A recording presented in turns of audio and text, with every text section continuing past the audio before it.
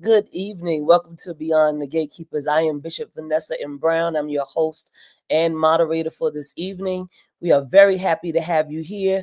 Those of you that are on Facebook and on YouTube tonight, we say welcome. Those of you that are on Instagram and LinkedIn, we say welcome to you too. And so we want you all to make sure that you start to tell us where you are from. We want you to shout out where you're from. We have a great show in store for you on tonight. And I see people coming in the room. I want y'all to do me a favor. Make sure that you all are sharing on Facebook as well as YouTube. People are coming in, and this is a conversation that I promise you that you do not want to miss. You do not want to miss. This is Beyond the Gatekeepers, and we talk about current events through a justice-informed lens, through a theological and justice-informed lens. And we want you all to be here with us tonight because we have some things to talk about. We have some things to discuss as a family, and we want to discuss it with you on tonight. We want to be in conversation with you, but we also certainly want to be in conversation with our guests. And so before I start talking about our guests, I'm going to bring out Bishop Flunder. She is my co-host for this evening.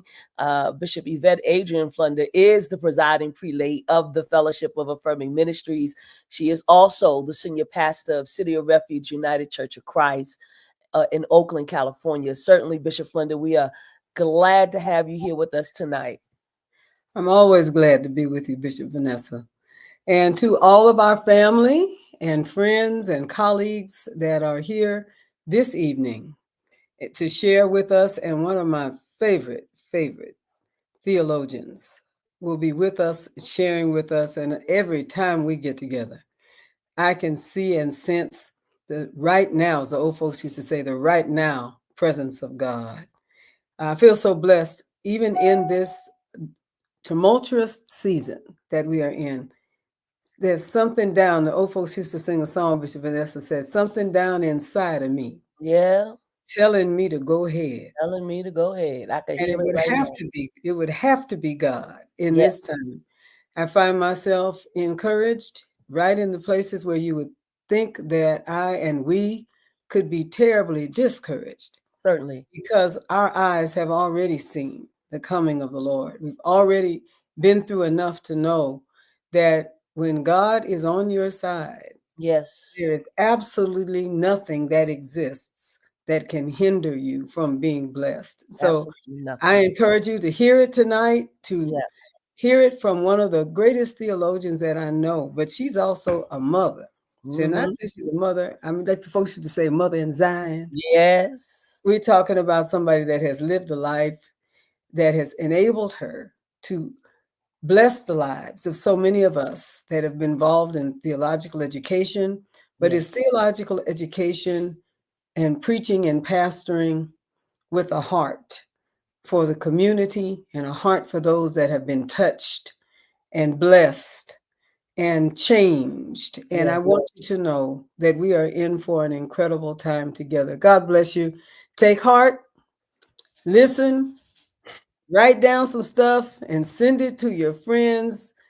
Send something out to everybody. Every time Spirit touches you, send something so that we can together be together and touch and be touched. God bless you. Enjoy, and we're going to have a great time. God bless. Indeed, Bishop. Thank you so much. I want to just shout out some of the people who are with us first before we bring our guest on. And so we have Lavinia Bean from Cape May, New Jersey, Elder Boaz Parker, Pennsylvania, Greg Kaysen from Alameda, East Bay in the house, Andrea Garrett McCassey, Birmingham, Alabama, Deacon Tony Washington, Las Vegas, Nevada, Minister David Williams, East Orange, New Jersey, and Harlem, Sharon Gill, Elder Sharon Gill, Baltimore, Maryland, Gozie T. Robinson, Kansas City, Missouri, Pastor Pamela K. Williams, Philadelphia, Pennsylvania, the Great Awakening, United Church of Christ. I believe that church is in Virginia. The Great Awakening, UCC, is here. Thank you so much. Bishop Sonia Williams, our beloved bishop from the South. God bless you and Rim, Bishop Sonia. Sister Angie Kari from Virginia Beach, yes, Diane Rodriguez, Portland, Oregon, Christian E. Reeves, Baltimore, Maryland, Chuck Hunt, Monroe, Louisiana, good evening. Pastor Elizabeth Ann Jefferson, Berkeley, Oakland. Bless you. Crystal Sage. God bless you, Crystal. Tell us where you're from. And Maggie Denise Lewis, tell us where you're from. Dr. Pat Carson, Indianapolis. Dr. Melanie R. Hill, and we've had her on the show before as well. Newark, New Jersey. Crystal, Reverend Crystal, God bless you. Tell us where you're from, Reverend Crystal. Sister Darlene Connell, Queens, New York. Crystal is from Delaware. God bless you, Reverend Crystal. Leo Davis. Oh, we know you, Leo Davis. God bless you. A musician extraordinaire. Tennessee, Memphis, Tennessee. Melanie from New York. All right, Mel. Thank you so much. Diane Rita, Detroit, Michigan. I see you all coming in. As you continue to come in, I'm going to acknowledge your presence. So glad that you're here. Oh, I should say that Mother Shirley Miller is on. You just can't see her, but she's always with us. Amen. With Bishop Flunder. Amen. Margaret Yvette, God bless you. Columbus, Ohio. Keisha, Lawrence, South Carolina. God bless you. Desiree Frierson, Kansas City, Missouri. Blessings to you. All the people are gathering around, saints and all from everywhere. Pastor Siegfried Benton, Temple Hills, Maryland. So we have people from coast to coast, state to state, even from other countries that are on. Reverend Tangi Middleton from North Carolina. And people are on YouTube and they're on Facebook and they're reporting into us. Maggie, God bless you. She's from Washington, D.C., Union Temple Baptist. Reverend Dr. Charles Rose, just getting back from Brazil, but he is in South Carolina tonight. Thank you so much for being on with us. We don't want to belabor the time. We want to introduce this great woman of God who's been doing a tremendous work. I see you, Be Fancy. God bless you. Cincinnati is here.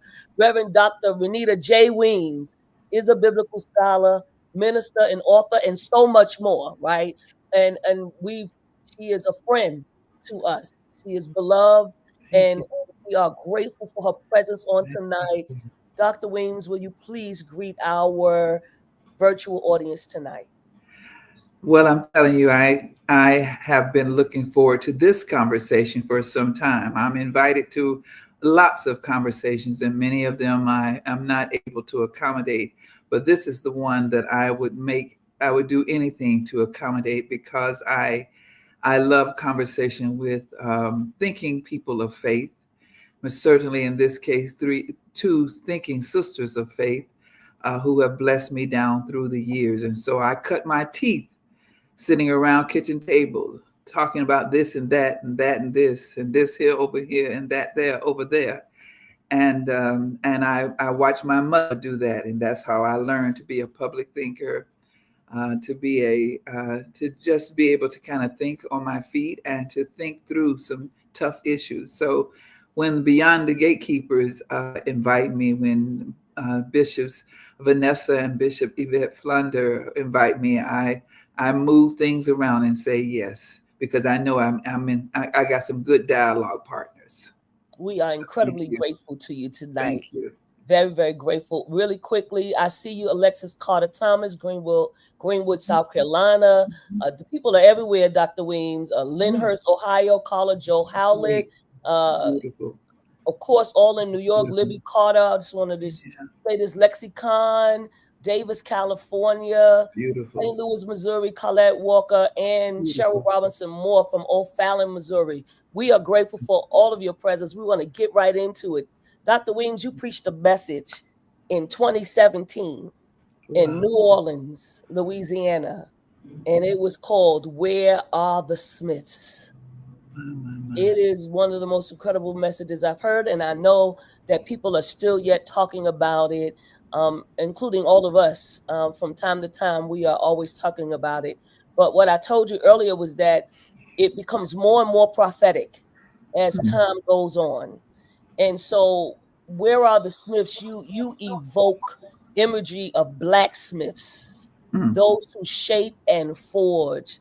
Yeah. Biblically, blacksmiths were essential in forming tools and weapons for survival.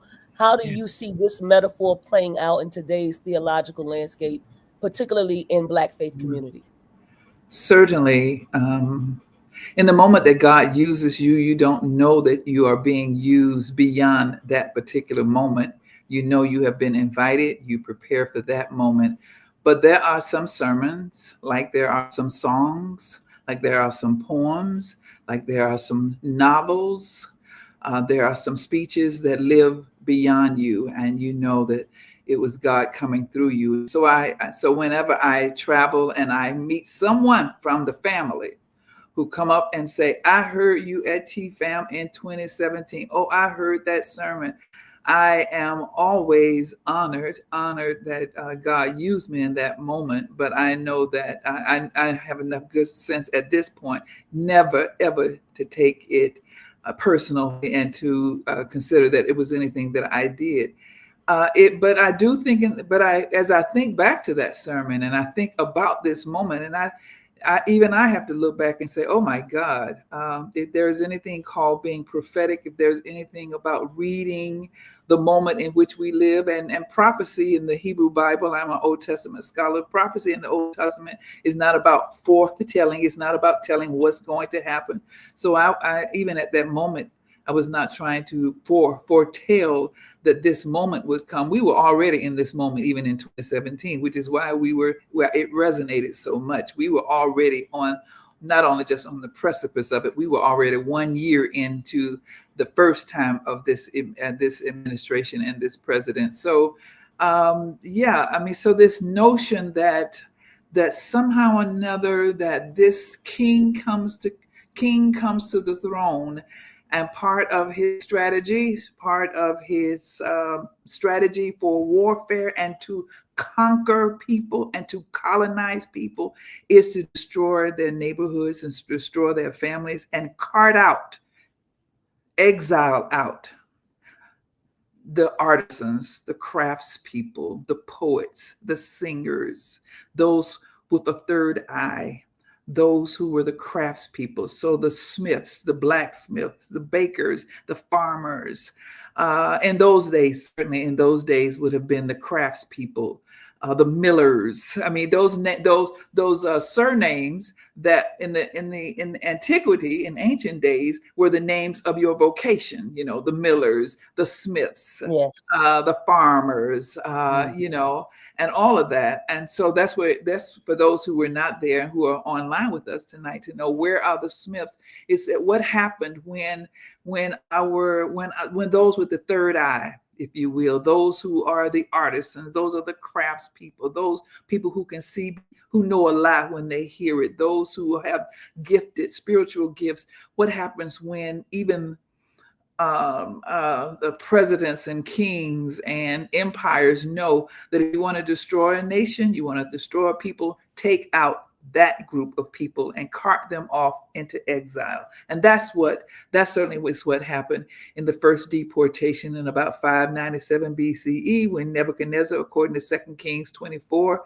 and also in Jeremiah and in 2 Chronicles, you find the story of what we call the deportation, the exile of Israel, the desolation and the destruction of the southern kingdom in about 597 BCE. And Nebuchadnezzar's task was and his strategy of the Babylonians was to destroy the temple, destroy the worship site, destroy the temple, burn the land, rape the women, kill off as many of the military and those who had special skills, and along with the ruling elite, so that would be Jehoiakim and his family and his wives and other ruling elite, and along with them would be, you would think that we think in terms of Games of Thrones, that wonderful series, we think that they just kill off all the sons of the present leader, and we think that they just cart off the wives and all that. But no, they also take people with special skills.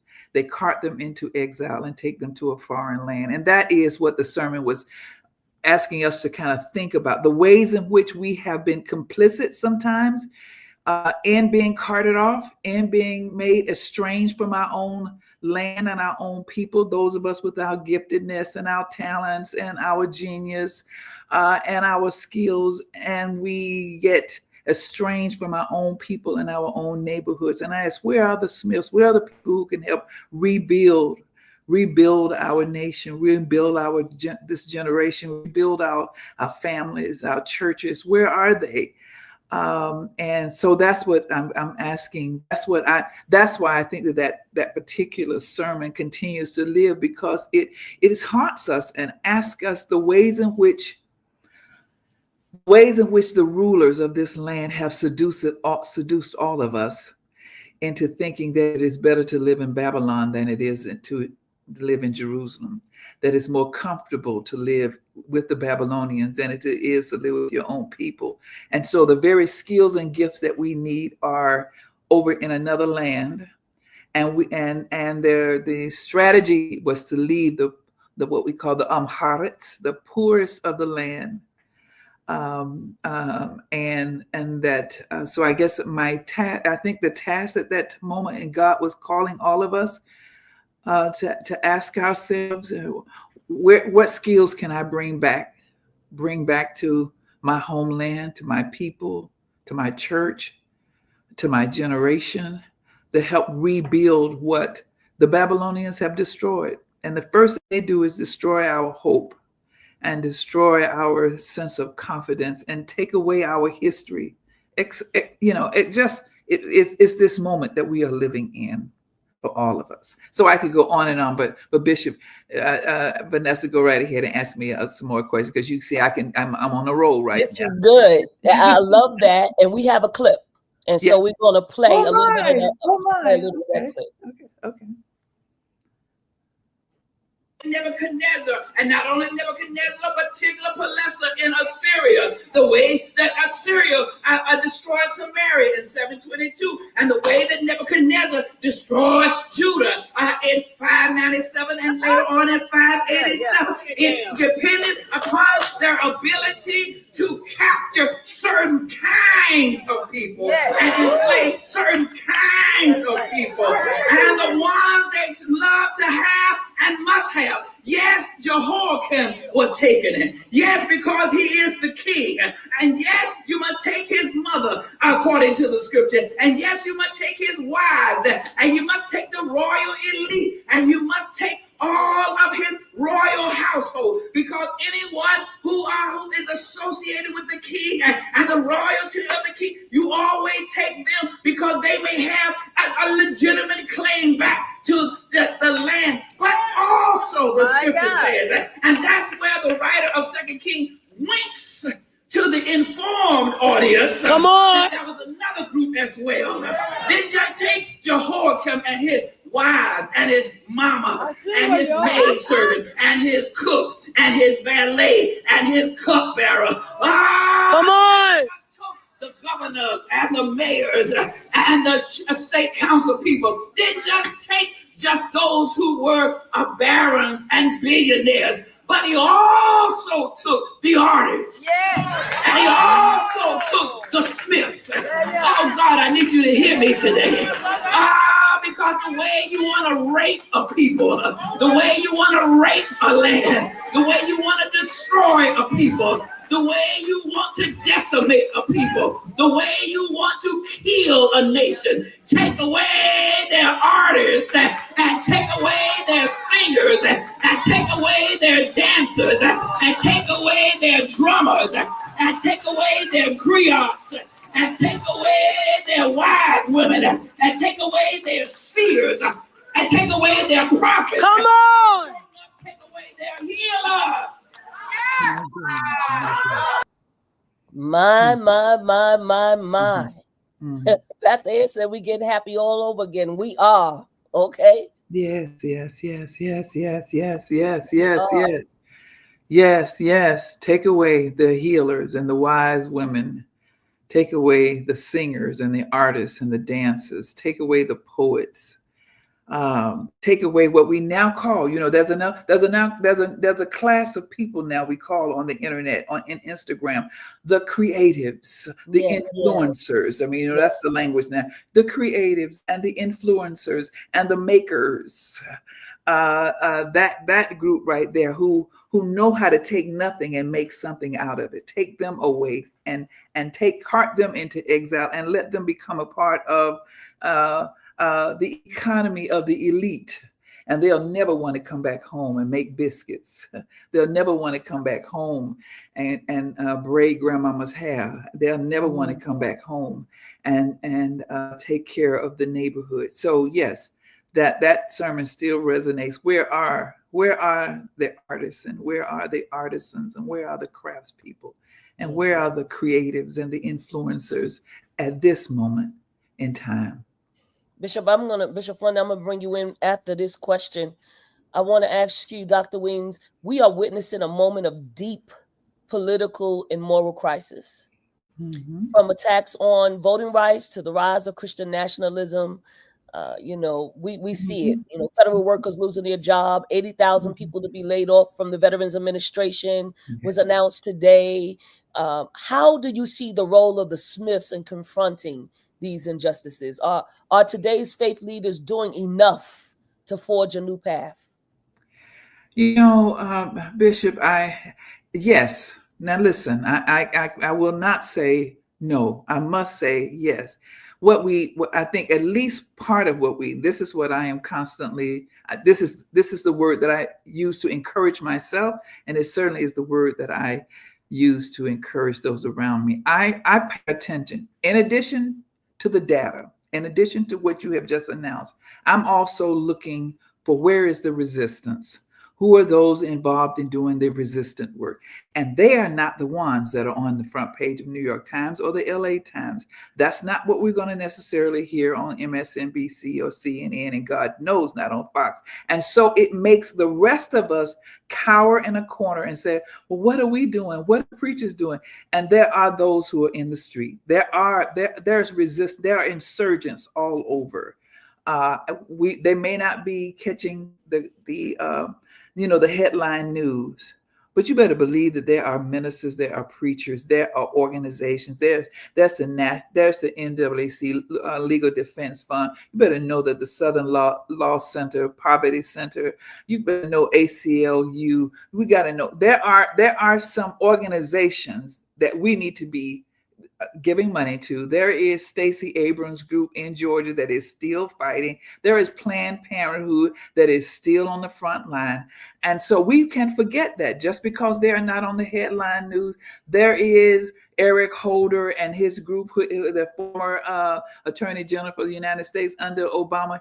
They are there in those courtrooms suing every time there is an executive order. There are those in the state houses and the metro councils. Not every, listen, we got to understand, like Elijah, God said, what you doing here in this cave crying out saying you the only one? What's your problem here? I've got others who have not bowed. Just because you don't know, because you live in a silo, because you only, getting your news from Facebook and you getting your news from TikTok and all of that kind of stuff. There are people. They need all of us, but not everybody has bowed, and not everybody is just silent. And so I've got to, every time I hear another thing about what is happening, and those things are disheartening, they are frightening, but I'm also encouraged that I know Tracy Blackman is somewhere raising hell right now. Always is. I'm on a thread, I'm on a text thread with her, and I'm telling 2 or 3 times a day, she's talking about, well, we're doing this now, and they're doing that now. And so and those are the people I got to stay in conversation with, because otherwise I won't get out of bed. Otherwise, I won't get out of bed. I've got to believe that there are foot soldiers. If you have raced with men on foot and they have wearied you, how will you compete with horses? So there are foot soldiers who are out here.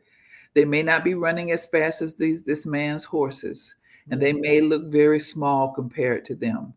But we've got to trust God and believe God that there are people who are every day organizing and saying, okay, and every morning getting up and saying, okay, what lawsuit we're gonna file today. So there are those.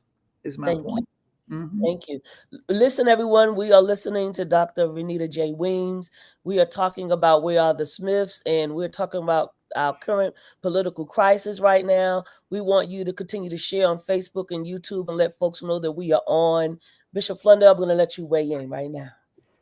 I want to just say amen, and that's right. I got the numbers today of what this most recent experience has caused some of the stores, and that thought that they would not really feel what it is that we are experiencing right now. When folks said that we need to stay out of some of those stores. And I have to say that Target took a huge hit.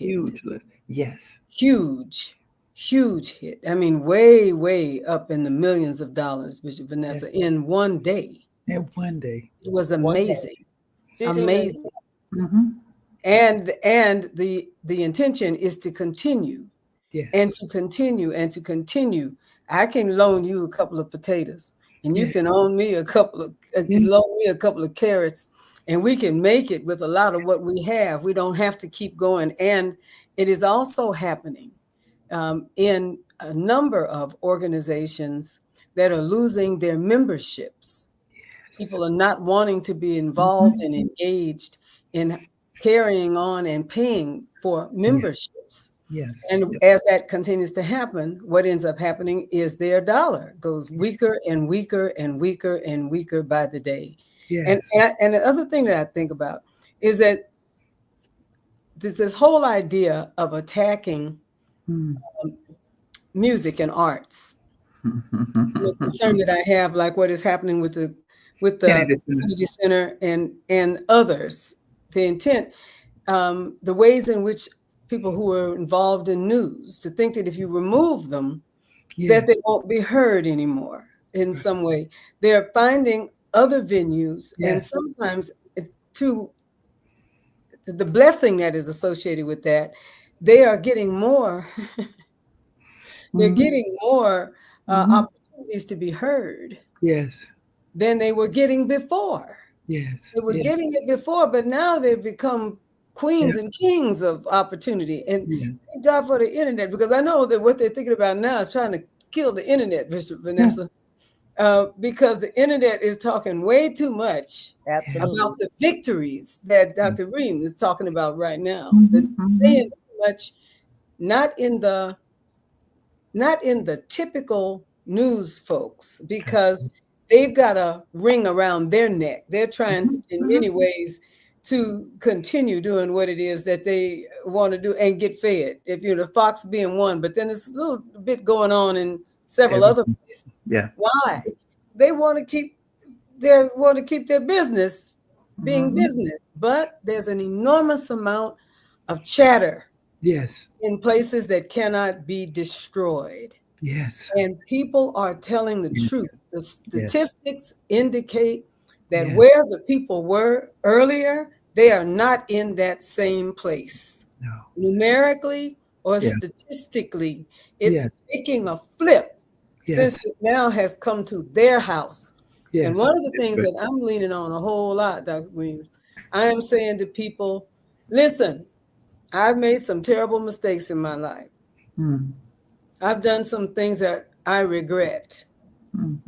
I learned from them, but I've done some things that I regret. And one of the things that I have learned is that when you are in a place where you make a mistake, it's important, like the old folks say, stop, turn around, and look and see. What did you do that you shouldn't have done? What did you embrace that you shouldn't have embraced? What did you allow that you shouldn't have allowed? And say, well, I messed that up. I'm going to stop right here, around, and do something else. I have a number of colleagues and a number of people that I know that are making it their business right now to say, I never should have not voted. That was a mistake. I never should have voted for who I voted for. That was a mistake. And the census that that is out there now, Bishop Vanessa, has made it clear in a big way that a lot of people have some voter anger and voter frustration and voter flip. You know, turn it around. And I'm so glad to hear that. And there's a part of me that wants to say, no, I don't even want to hear from you because you got us in this mess. But that part of me has to submit to the other part of me. That says I've made some grave mistakes too in my life. And I want to open the door to those who understand they should not have done what they did. They should not have believed what they believed. Make that turn. Move around and make that turn, because they're coming for you, just like they are coming for me. And finally, this, the group of people that have the greatest concern to have right in through here, I'll say it again, is white America. Simply because there's so many of you.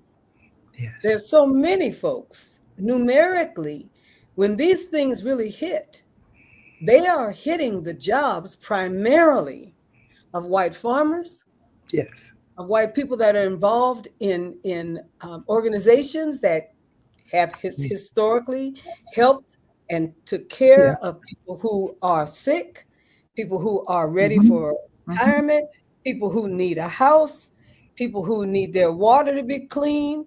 These are people who put out fires. These are people who are the ones that are the most hard hit. And among them, some of their intention, Bishop Vanessa, was to hit folks who look like us. But the way that it's working out, I don't know too many people who look like me who are suffering. I need to let that sit there for a minute. I know that some of them are. But a lot of what is happening in terms of who is being affected by this are not the people who look like me. And that was not supposed to happen. It was supposed to happen the other way. If you understand what I'm trying to say. Well, and the question is now, what is we going to do? I'm going to stop right there. What is we going to do? Because we thought he would take care of us. These are some of the people who have hated women in political positions, hated gay people, hated people of color, hated people at the border. Now, what is we going to do? What is we going to do? I'd love to hear where that sits for you. I think the greatest, I think you're absolutely correct. And here's where the greatest miscalculation is that somehow or another, whoever is sitting in that seat and making these calculations is that they did not know that in many ways we are all in this together. That there is no, that when you come for one, you have come for the other. Our economy, the economy is such that we're just talking now in terms of the economy. The economy is such that we are all in this together. We are integrated together in this economy. We work together in this economy. Let me just use a very pedestrian, kind of example. I'm like many of you, I'm in and out of airports all the time, and I love to watch in airports people coming in, going, and when they greet each other, when they're saying goodbye to each other. And one of the things I love to see is the workers at airports, and an airport is not the only place where this happens, but our workforce is a very integrated workforce. So when you're at the gate and there's somebody gets rowdy and there's a woman who's at the gate, letting people, onto the plane, then somebody gets rowdy and she calls for backup, and there's some white guy who comes from the other gate and he's like, no, you're not going to get rowdy with her. And you're like, you sit there and you say to yourself, now, the two of them will probably never live next door to each other. They probably would never go to lunch with each other. But on this job, that's his sister. That's his fellow coworker. That's her fellow coworker. And when she's not at work, he said, "Where were you? I missed you yesterday. You didn't come to work." My point is, I know that's a very mundane example, but I watch how in our workforce, If you come come for her at Delta Airline, you're coming for all the men who also work at Delta Airline, who's doing the bags, who's at the gates, and all of those kinds. My point is that there was a kind of sense in which we have not yet become so an apartheid country where Black people are so separated from white people that you can get us and not get them. We are in this economy. We are in this economy together. We're in this culture together. We may sometimes live apart, but we work on the same jobs. And if you come for one, you're coming for all of us. And I think but you can be so at the top, you don't know what's going on at the bottom. You don't even know that everybody is down there at the bottom working together, because you have been you are so out of touch with the common person, with common ordinary people, that you think that somehow or another you can make some incision to get only a certain group of people and leave the rest. And that is foolish. That was foolish on the part. Indeed. Oh, Jesus, that's the truth. Given the recent pushback, Dr. Weems, from book bans, erasure of Black history, attacks on LGBTQ plus rights, how do you think clergy or religious leaders embody the role of blacksmiths, crafting tools that help communities resist oppression and fight for justice? Yeah, I mean, clearly, our first job, after we do all the other things, our first job is that we are on the watchtower, interpreting the times. That's the first thing we're supposed to do. After we've done all the other things, fundamentally, our job is that we are on the watchtower, and we are interpreting the times and reminding people both where the evil is and where the good is. And where God is moving. That's ultimately my job. I don't have the luxury of only telling the bad news. I must also tell. But did you see God over here? Yes. But I want you to see God over there. Over yonder child, that's where God was moving. Ultimately, as clergy people, our task also, I'm not saying it's our only task, but our task also is to be able to remind people that there is a God who sits high and looks low. And that God says, I have seen my people's suffering. I have heard their cries, and I know about their suffering, and that I have come down to see about them. That ultimately is the final, that's the word that I must declare. But at the same time, I must have a sensitivity. I must be in conversation with people who help me begin to understand systems of power and structures of domination. As I ultimately talk about where God is, I must be able to situate the language about God within these structures and these systems in which we live. But I must ultimately be able to say, rise, shine, because the light has come. Ultimately, I've got to say that. Otherwise, if we are the prophets of hope. That's it. Hope. But not foolishly. We're not in denial. But we have got to be the prophets of hope. We still believe. That's our thing. That's our theme for our conversation. Can I just bring one other thing by the both of you all that also struck me? I have some reels of the current people who are in Congress when they were anti-Donald Trump. Many of them were running against him when he was seeking to be the president the first time, and certainly talking about him real bad during the Biden administration. Same ones, they're old now. A lot of them are much older than they were. But they are now using the same voice, same lips, same hands, same heads, and trying to justify what it is that he is currently doing. Same Donald Trump. Because when they talked about him in his first time being president and during the time that he was not president, they said some horrible things. And some of the videos that I had taken, and I suggested everybody go back and listen to what these same people said in the not too recent past, who are now consistently kissing his ring Yeah. and various other parts. Mm-hmm. Mm-hmm. There's a lot of kissing going on. Put it out there like that. It left me asking the question: are they afraid? Are they concerned that they will be put out of everything, not only put out of office, but put out of the good, thoughts of the constituency that they've been connected to? Or did they ever really mean any of it? Yeah. Yeah. Did they mean it then when they My. hated him? Do they mean it now Yeah. when they are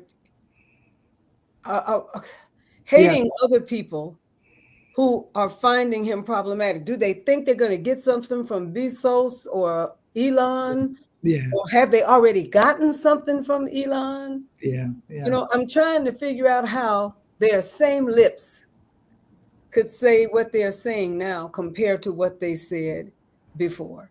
Yeah. Isn't that amazing? Isn't that amazing?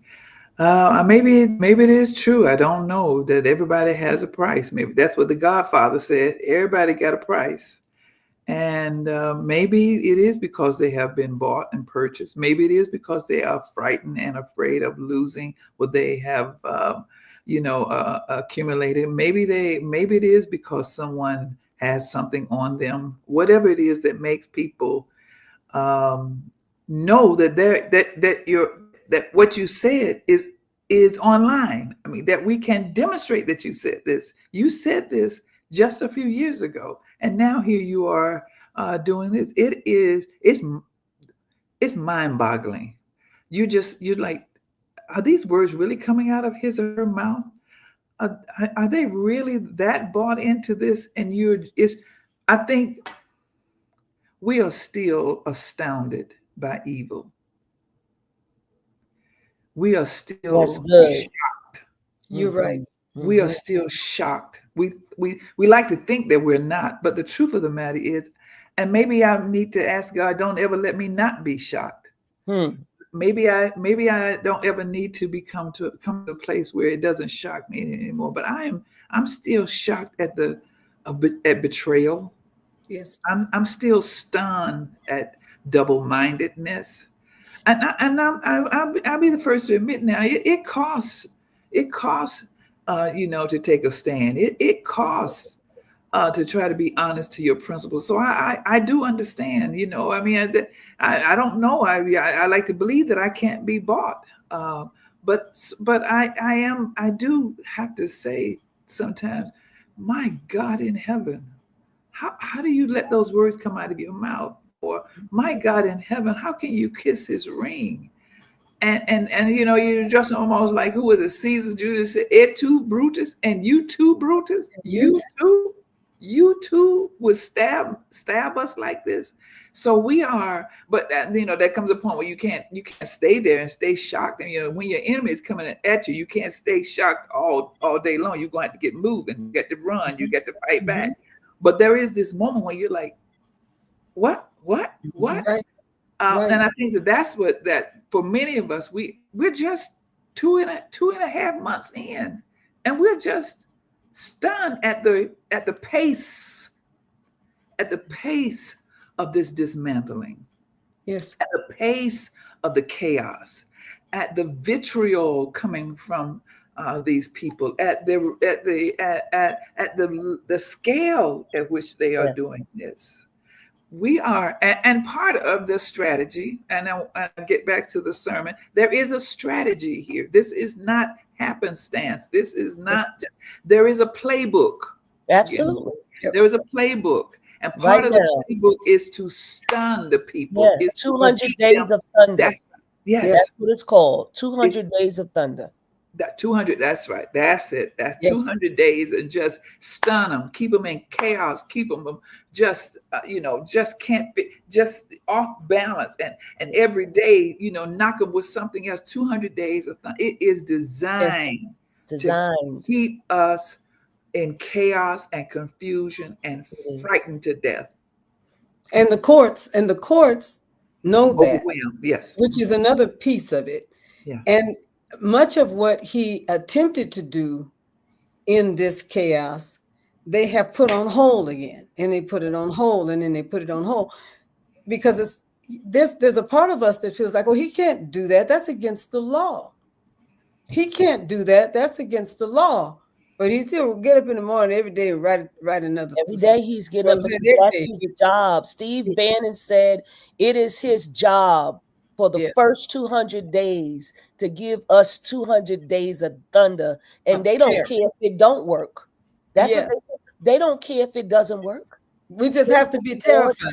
Their whole intention is to terrify us. That's the whole point of the bully. That's the whole point. That's and the point. I got it. That's the point of the bully. The bully is to make you like, I don't want to go to school. I don't want school to end because I'm gonna see them outside in the courtyard. I don't want to leave. I need somebody to come get me. I mean, the point of the bully is to keep you frightened. But isn't it amazing how Congress is just sitting there like this? It's like, if we make him mad, let's just see what we can do, because if we make him mad, he's gonna shoot us in the throat. It's that kind of terror. And the place where they're having this show in an incredible way is when they go back home. You heard about this, where basically several of the folks in Congress are only talking to their people now online. Yes. No more town hall meetings. They're not doing any more town hall meetings. Yeah. Because the last few times the people ask them, what the hell? Yeah, absolutely. Are y'all doing? We send you there for? You won't open your mouth. You won't put anything in place. And he's trying to say to them, I'm trying to live. That's the way. Yeah. They are terrified. The other piece that makes you wonder is, who are these people related to? Yeah, because I've got a daughter who keeps my foot to the fire. Listen. Who I can't make her not. I can't do what my mama used to tell me. She won't do. If I tell her to shut up, I might as well. I don't even know why I even tried to tell her. I mean, I'm like, so if I can't keep mine quiet, you mean you can keep yours quiet? Yeah. You're not going home and nobody's telling you, Dad, what you doing? Are you crazy? How could you? Lost your mind. Have you lost your mind? I'm not bringing your grandchildren over there because you evil. But I mean, this is what our children say to us. What are your children saying to you? Absolutely. Children do all kinds of things to blackmail us into doing right. Your children are blackmailing you into doing right. What kind of children you got? My daughter gives me hell for every little thing. Your children not giving you hell. Your children not in your face telling you. And you did what to trans people? Mommy, that was very sexist. That was very And I'm Renita Weems, and I'm being told I'm homophobic by my daughter. So my Lord, y'all ain't being homophobic. I'm like, well, where your children at? Where your wife at? And she said, you cook your own damn meal. Who are you related to that they're not holding your foot to the fire? Come on now. Dr. Weems. That's my point right there. Okay, let's say you stupid on your job, but you got you got people at home, you got family members who should be reading the riot act. That's right. Calling you to the be carpet. Up in your face and calling you to the carpet and saying, "Man, are you crazy?" Yes. Yeah. That's how we do it in our family. That's right. That's right. That is true. So there are voices. We're supposed to be surrounded by voices who call us to check. That's right. All the time. Exactly right. Absolutely. I hear that. Yes, ma'am. Mm-hmm. I want to pivot if I can. Dr. Weems, I want to talk a little bit of you being the first Black woman Old Testament scholar and what it means for the future of ministry. Thank you. It is you don't wake up in the morning thinking you're going to be the first of anything. You wake up in the morning saying yes to opportunities, to open doors. You saw one door close and another door open, and it is not until years later that you discover, oh my, am I the first? Oh, you mean nobody else had done? Oh my. So I did not mean to be the first Black woman to get a PhD. I just meant to get a PhD because I was ordained in the African Methodist Episcopal Church there in the first district, in the New England kind of area. And I was a student at Princeton Seminary, and I knew that when I graduated, and this is the mid '80s, okay, so we're talking about women are just beginning to be assigned within African Methodism, in particular, to churches. This is still within 5 or 6 years now. Okay, this is not 2020, and it's not 2025. So I knew that if I was assigned a church, and New York area was, the more liberal area, so there was a chance that you could be assigned a church. But I knew it was. I tell people I knew it was going to be 5 members. Four of them were going to be over 90, and the 5th one was going to be the grandbaby of one of the women over 90. So I knew that's where I was going to be assigned, out in the country. And so I said, now see, because that's where all the other women were assigned. That's where women were being assigned. If you got a church, my point is, it would not be a church that could take care of you in Methodism, in Black Methodism. This was not, I was not a member of a white denomination where it's possible for the denomination to underwrite you even when they send you to small charges. So I'm a Bible scholar, so context matters. So let me give you what we call the Zitzim Leben, the context of that era. Okay. So I in my arrogant mind, in my 30-something, early 30-something, arrogant mind, in my flesh, I said to myself, I'm not going out to pass. I'm going to get a PhD. Not that I knew anything about it. So I figured that if I couldn't change a bishop's mind, then I would change the church and become a professor of future bishops, of future seminarians, of future pastors. Thanks, I do think that I was arrogant enough to do that. It happened. I tell students all the time, why did I choose Hebrew Bible / Old Testament? It was not Bishop Flunder. It was not because I heard God say, Renita, it must be Old Testament. No. Just no. The greatest teacher at Princeton Seminary at that time was an Old Testament professor. If the greatest teacher had been a theologian, I would have been a theologian. If the greatest teacher had been an ethicist, I would have been an ethicist. If the greatest preacher had been a pastoral theology scholar, professor, I would have chosen that. But all the while, the hand of God was moving. So God does use our flesh. God does allow us to have choice. And I quote this brother all the time. I'm gonna tell Kirk Jones that one day I'm gonna tell him Kirk Byron Jones, his book Holy Play, and in Holy Play he says that in many ways God says choose. You choose, and I'll be with you.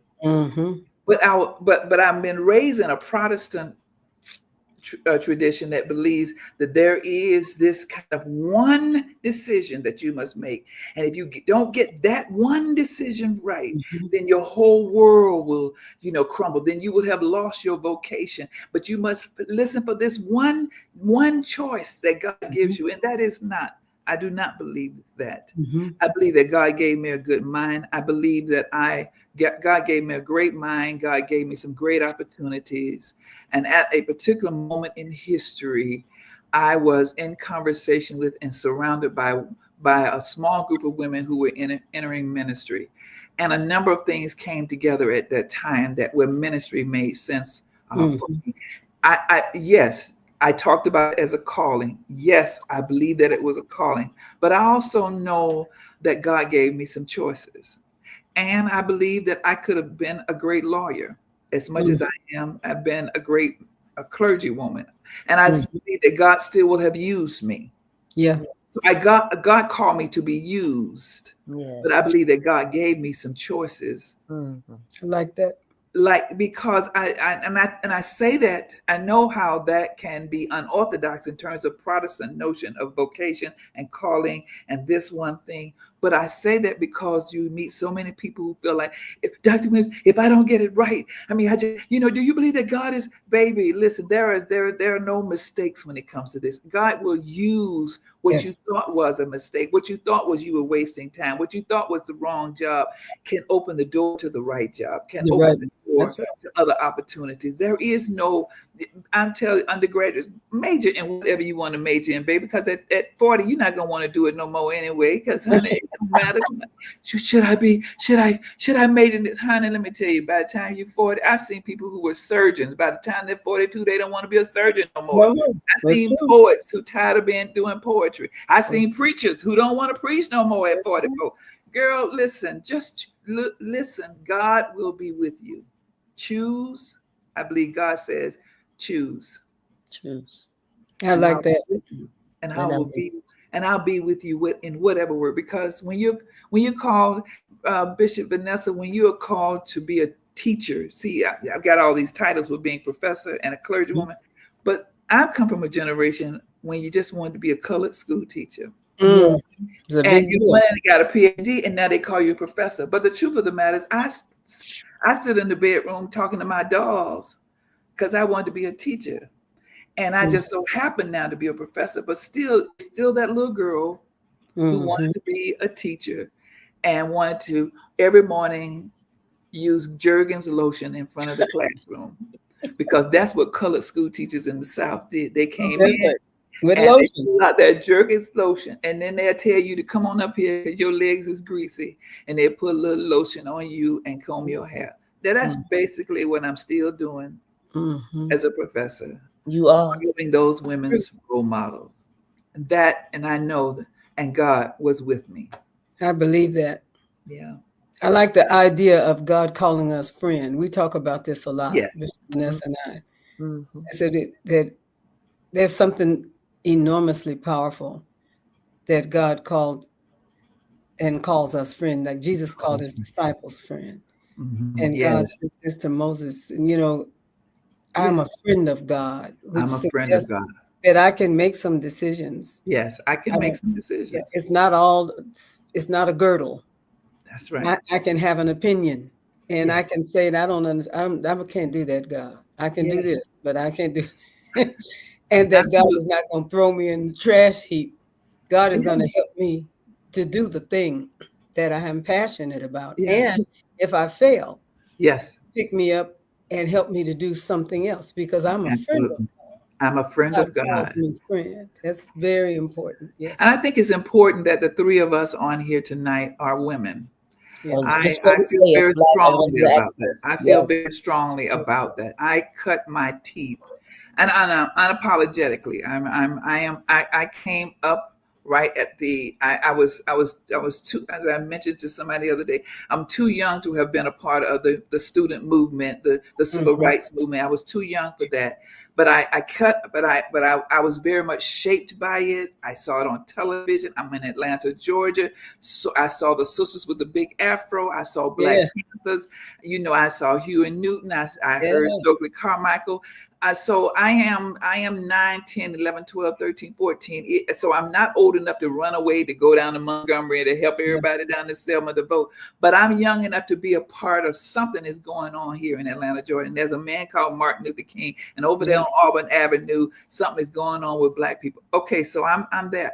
But I did come of age with the women's movement. I mean, I bring both of those kinds of passions with me. And so I'm unapologetic. I'm unapologetic about being a Black woman, a woman who cut her teeth. I cut my teeth on women's issues, on consciousness raising groups, on raising hell with women, about racism and sexism and gender analysis. That's where I cut my teeth on those kinds of conversations. In addition to my own kind of Black power consciousness, there was also a women's consciousness. And I came to church as a college student with John and Cecilia Bryant, where it was a kind of Black power church, Afrocentric church. Cecilia Bryant was in many ways, for many years, my early role model of a thinking Black woman with a big lion's mane, hair, and just brilliant. And I had never met a thinking woman of faith before like that, who was absolutely unconventional. So I came of age in terms of being thinking, in terms of being unconventional, in terms of pushing back and asking questions. Mm-hmm. Right when, and in a part of the country, Bishop, and I know you were in California, but I was in a part of the country. I would not have become who I am if I had been in the South. Right. I was in New York. Yes. I was up in the New England area. So again, all the prophets in the Bible, most of them, the particular ones who have books named after them. Mm-hmm. Jeremiah, called by God during the reign of Jehoiakim and they contextualize that prophecy happens within a social, political, cultural context. Mm-hmm. Yes. So I'm on speaking terms with the cable, the major social and political markers that shaped me. I would love to just say, the Lord called me, and then the Lord just anointed me with this and that, and then the Lord just gave me this and this, and those things are true. Yeah. But I'm also a child of history. Yep. I'm a daughter of a certain group of books that I was reading, that certain conversations that I was having. There were people who I couldn't write them a letter and say, would you be my mentor? I had to just read their doggone book. Yeah. To me, I didn't get emailed. This is the era of just the other day. Hello, my name is so-and-so, so-and-so. I just been called to ministry here in Virginia. I would like to have a conversation with you. Now, okay, now, baby, now listen. At this, listen, baby. They do it to Bishop Flenda all the time. You're like, okay, baby. Now, I'm saying, now, who your people? Who your people? Who your people? Now, you got to give me a little bit more context, boo. I know I love God. I love you. But who is you? Okay. And then you're gonna make me feel bad because I don't have time to do that now. And then I'm like, now see, there's a sister who write me from Sioux Falls. And tell me she in ministry. I'm gonna contact her because I know she ain't got no other role model. But you're not gonna write me from Richmond, Virginia, and tell me you want to talk to me because there are too many sisters over there in ministry. Amen. So my point, no, no, we're not gonna do this. So my point is, sometimes people will bypass who God has already in their orbit to try to find you, and then be upset when you say, "Sweetheart, I can't do that." Yes. So my point is, I came up during an era where I had to learn. I wanted to write like Toni Morrison. Yes, I just watched the documentary. And as many times as I went and heard her speak, do you think I went up to her and said anything but beyond? I asked her to be my role model, my mentor. I just listened and read everything. Yes. And I was a student of success. Yes, I hear that. I did not try to attach myself to these women. I just read. So students would contact me. Will you be my mentor? Okay. So have you read my books? No, ma'am, I haven't bought one of your books yet. Call me later. So have you heard me preach? Yeah, I heard you preach. But I just heard. I'm like, see, you haven't done your homework. That's it. What old folks? Let me tell you. The old women of the church. Now, you may be able to sit next to her and she may tell you about, your broken heart and what you need to do and what you need to do to heal. But after a while, you're going to have to get up and carry her purse. You got to get up, okay, now and give her a ride home because she don't have to catch the bus and stand out on the bus. It's called quid pro quo. It's called it's called honoring the older people. It is about now. You just want to come and suck on my tit. Just gonna suck on my tit and you ain't bringing nothing to the table. Nothing. So I don't need anybody to do anything for me. But my point is that there are a lot of people who want things from you and they will take from you. But I came from when you saw women and men who you admired. Yes. You wanted to serve them first. That's right. Knows we don't want to hear anybody in the chat talking about we trying to say people need to serve us. We're not saying that. Bishop, kind of help me with what I'm trying to say here. Well, I know what you're talking about. Go right ahead, Bishop. And when I tell you I know what you're talking about, that I spent most of my time carrying big Bibles and big pocketbooks and tambourines. Yes. in behind missionaries and Yes. seers, Yeah. and the women who are in charge. And they tell me things like, now you sit here and I need you to be sitting here when I come out of this meeting. Yes. And I understood early in life Yeah. that I was being blessed to learn, first of all, to serve, To because serve. it was so important to know how to serve. Yes. And I know what it feels like to be in the company of a whole lot of people consider themselves brilliant. And I have to give them, some space, because they're only as old as they are. You know what I mean? Yeah. Yeah. You can't know more than what you've lived to know. But at the same time, I want to say to them that a lot of your learning will be observation. Absolutely. Observation. You Absolutely. have to watch how this really works. I'm a Yeah. witness. Don't spring off out there and try to demonstrate that you know everything. You just, hold the purse and the tambourine for a while and watch how this really works. And then Yes. when you can, a day will come and an opening will happen. Yes. You'll be able to bring those skills with the importance of humility. Yes. Because if you haven't carried a purse and a tambourine, you be so full of yourself that you will basically destroy the thing that you think that you are called to, Yes. because you never carried. You understand what I'm talking about? Yes. Yes. They taught me, and they couldn't conjugate a verb if their right. life depended on it, but they taught me how important it was to listen and to hear and to learn from Yes. people who have been through so much, Yes. so that when I move to what it is that I'm called to do, Yes. I have to lead and not oppress, Yes. but I Yes. still have to lead. I have to leave. All of us looking, and most of the people that are online with Yeah. us are people who have to lead, but you don't lead out of oppression when you've been taught from people who really do know what is Yeah. necessary to be a leader. And that is really, honest to God. I thank God for me. It wasn't nothing a lot of times but string beans and sweet potato Yeah. pies, and me sitting around a room full of old women. And I'll tell you one other thing, you're gonna Yeah. holler. Vanessa know about this. That when I went off from California down to Texas with my grandmother on a bus, a Greyhound bus. You'd have to have time for me to tell you about that, even about the experience. I'll tell you one thing: she had high heel shoes and a fur on, so you can get some Going to idea. Texas. On Yeah, her way to Texas. this is on a bus. Okay, On a bus. you hear what I'm trying to say? And I get where I'm going, and I get around a circle of my grandmother, Bessie Lee, and her sister. We were sitting together. We called her sister Amy. Her name was Beulah May. And we sat around the table with one another. And all I did was fetch. Fetch. Yvette, go in the back and bring some sweet potatoes. Yvette, go in the back and bring some greens. Yvette, go in the back and go in the back. And I'm in the back and forth and back and forth and back and forth. But then they told me, don't tell anything that you hear at this table. Yep. And I sat at the table and I heard things. I was in awe when I heard it. Don't you tell it. And the last thing that they did for me was during the time that I was in Texas, it was almost about a month, Bishop Vanessa. They fed me some of the best food I'd ever had in my life. Well, in my whole life, I said, well, I was on TV dinner. We had TV dinners when I was a kid.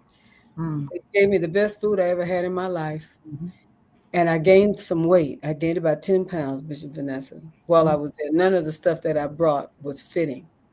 And they said that they had to do something about it. And one of them took a girdle and cut it down, sewed it up on the sides, where we could still hook and eye it in the back, if you understand. Yeah. And they put it on me. They said, because you didn't gain some weight. Yeah. And it's important. And they cut some dresses down. Yeah. Made it so I could have some dresses. And they said, we're going to put you in these dresses, but you cannot jiggle. So that's why, because you jiggle. And if you jiggle, then that's not good for a woman to go to church and jiggle. I have to tell you, I can remember the sitting. I can remember the food. I can smell it. I can feel it. But more than anything was the way that they brought me in. Yeah. And taught me the things that, when I tell you, those things are the valuable things, almost wordlessly, I can say to you that those are the things that helped me through a time like this time.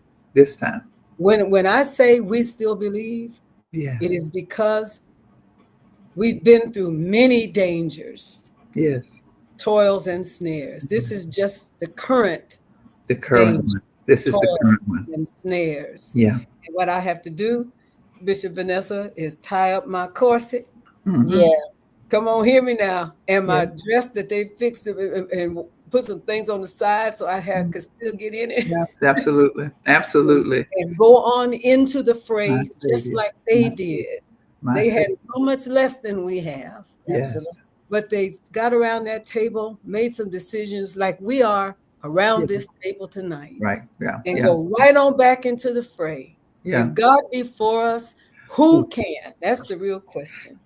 When Who can be against us? when I was younger, I lived in very fragile home situation and economically fragile. It was not anything for me to come home from school and find our furniture on the side of the street. Yeah. But I can tell you one thing, and this season reminds me of this in this way. If I just had to wait till my mama got home, and if I could hear my mama say, "It's gonna be all right." Yep. I don't care if my favorite doll was on the side of the street. I don't care if the white men were there putting our furniture out on the street. But I didn't just need to see my mama. I Yeah. needed her to say, it's going to Yes. be all right. And I'm Yes. saying that to say, Yes. for those online Hallelujah. who are unmothered and Hallelujah. unmentored, that part of our fear is that you don't have anybody in your ear that's older than you that's saying to you, it's going to be all right. Bill Withers said it this way: "Baby, grandma understands that Yes. you really love that man, but put yourself in Jesus' hands, grandma's hands. You Grandma. need somebody who's a little further down the road, Yes. who done seen a little bit before, It's the who truth. can just say, baby, I know it's hard out here. Yep. I know your heart is broken, and I know you're scared, but it's gonna be all right." And so I can tell when someone has been unmentored and unmothered Yes. and untrained. My mama and them used to say, "Don't go out here acting like you ain't got no home training." You can That's see who don't have no home training, who don't know how to handle certain kind. And I'm not trying to, lift us up as better than them. I'm just saying, baby, I am as concerned as you are, but I have sat with people who have lived through this before. Yes. And I figure that if they have gotten through it, this is just our season. This is just our season. Yes. And it looks like it has been worse than anything else, but it is not as worse as the 50s. It's not as worse as at the 1860s. It is not as worse as 1920. They are different. Black people we were frightened. We have been frightened before. They have come after us before. And we have got to hold on to know that somebody's got this. Tonight we are here on Beyond the Gatekeepers to say, baby, grandma understands. Yes. But we gonna make it, sweetheart. We're gonna get through this. We're gonna get through this. My mother will be 86 in 23 days. My Savior. And I went and spent time with her on the day before yesterday. And she grew up in Jim Crow. She was born in 1939, right? And Jane Crow and everything else. Yes. She told me, she said, the same God that brought us through that is going to be the same God. The same God that brings us through what we're going through right now. And then she added on, and he better not touch my Medicare. That's my kind of woman.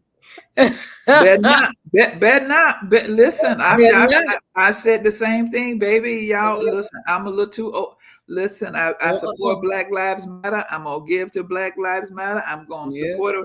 But listen, the time when I'm on march, when I'm gonna lay down on the street, let them come for my Medicare and Medicaid. Now that's my tribe. Everybody got to hook up to your tribe. Get your tribe. Get your tribe. Now my I got tribe, one. my tribe is gonna be the white woman who out there raising hell about her Medicare and Medicaid. That's it. That's my girlfriend. That's You my don't see that girl. my sister in arms. My sister in arms is gonna be all the old white men and all the old white women and That's all right. the old Latino women. We gonna be out there and don't be talking about well, Dr. Weems not over here with the LGBT. Boo, you know I support you. Exactly. I know you love I love you, but mama got to be over here. Mama got to go get her Medicare. Vanessa, go on for it, girl. You know I got you money, but I'm gonna be over here with these people. Yeah, I got to do what I got to work my whole life for this. I'm gonna get my stuff.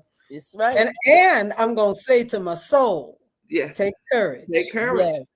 Take the courage. Lord will so make everybody, you got to find your tribe. You That's got to find your warriors. That's right. Your soldiers. That's your tribe to work with. And every tribe, we got to collectively That's right. come up against this great uncircumcised Philistine. Come on. Lord, we got to collectively, but everybody's got to find their tribe. You can't be in multiple tribes. That's you got to figure out where's your line in the sand. That's good. I love it. Where's your line in the sand? That's the group you work with, and you do not allow them to distract us.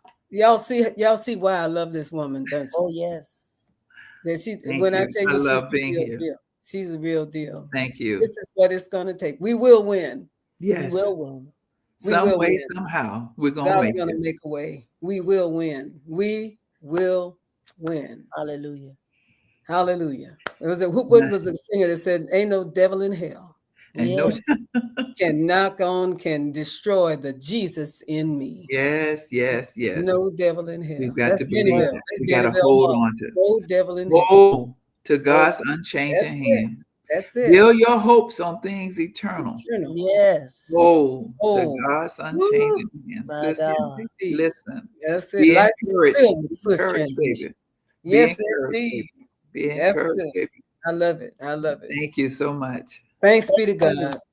Thank you, everyone, for joining us tonight. Thank you to Dr. Weems, Bishop Flunder, and all of you on Facebook and YouTube. You've been quite wonderful tonight.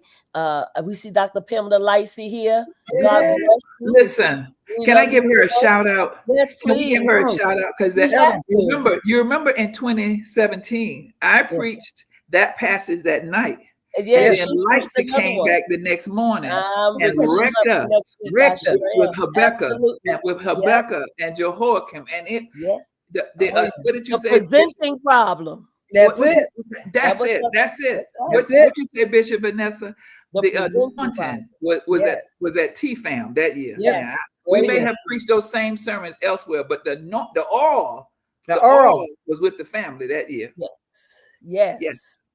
Don't you ever think that we're not going to call on you, because it's all time. It's time to get good and greasy. Yes. Thank you, Bishop Lightsey. You were a blessing as well. She said, can you imagine a senior citizen protest and them trying to incarcerate all of us? That would be really bad press for this administration. Listen, you just never know. We may be the one to bring it down. Satan, we're going to tear your kingdom down. You've been building your kingdom all over this land. Satan, we're going to tear your kingdom down. Y'all hear me? Yeah. All your hair is going to fall out. Listen.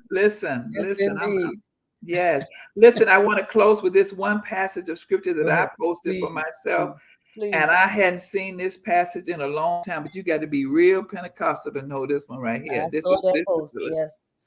Be alert and of sober mind. Your enemy, the devil, prowls around like a roaring lion, looking for someone to devour. You resist him. Stand firm in the faith, because you know that the family of believers throughout the world is undergoing the same kind of suffering. This is not personal. That's right. This is not just about you. The family is under attack. From the world is subject. The country is.